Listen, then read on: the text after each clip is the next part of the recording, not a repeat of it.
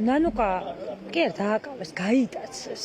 ნიკამელია რეალურად არის გატაცებული, ნიკამელიას დღეს დაკავების არავითარი სამართლებრივი საფუძველი არ არსებობდა, მაგრამ დღეს ხო სამწუხაროდ საქართველოში სამართალსა და პოლიტიკურ ანგარიშწორებას შორის ზღვარი სრულიად წაშლილი არის. შესაბამისად ეს არის შურისძიება, ეს არის ერთი კაცის შურისძიება, რომელსაც ეშინია და დღეს ნიკამელიას გატაცებით და უკანონო დაკავებით თუ კი ვინმე გაძლიერდა ისევ და ისევ ნიკამელია და თუ კი ვინმე დასუსტდა ისევ და ისევ ივანიშვილის პარტია და თვითმარქვია ხელისუფლება. მათ თუ გონიათ ნიკას მზად იყო, ნიკამ გირაო არ გადაიხადა და ის ამისთვის მზად იყო და მას თუ გონია რომ აი ამ ყველაფრით შეგვაშინებს, შეაშინებს ვინმეს და უკან დაგვახევინებს, ალიანსდება.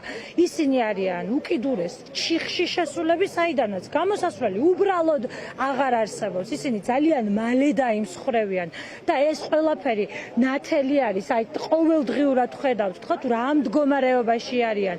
იშლებიან მარტივ მომრავლებად. ჯერ კიდევ სად არიან, კიდევ და კიდევ უფრო მეტად დაიშლებიან და აუცილებლად ეს ბრძოლა დასრულდება ქართველი ხალხის და საქართველოს გამარჯვებით.